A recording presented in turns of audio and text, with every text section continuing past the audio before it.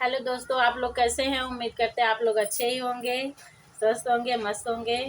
तो हम पूनम यादव जौनपुरिया। बोलो नाम। हम गाजीपुर से पिंकी सिंह। हाँ, चलिए आप सबके बीच एक पचरा गीत लेके आई हूँ, आप लोग सुनिए। कहाँ से?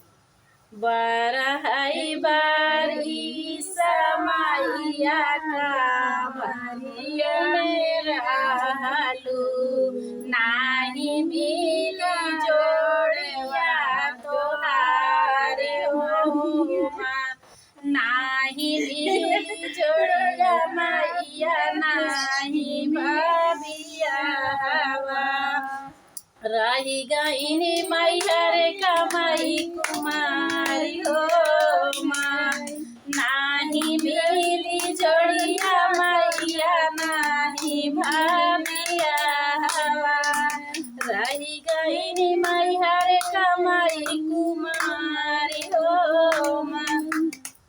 बरहई बारी समैया का मारू मेरा, नाही मिली जोड़िया तोहार हो माँ, नाही मिली जोड़िया मैया, नाही भाभिया रही गई सीताल मई कुमारी हो माँ, नाही मिली जोड़िया मैया, नाही भाभिया रही गई सीताल मई कुमारी हो माँ।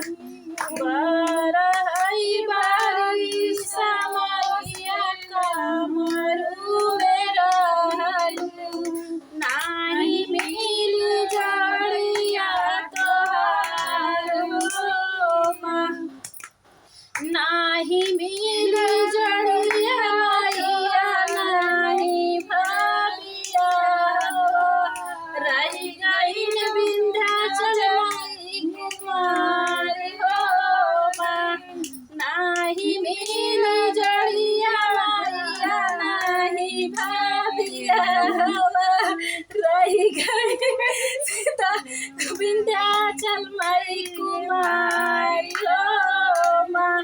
बरहई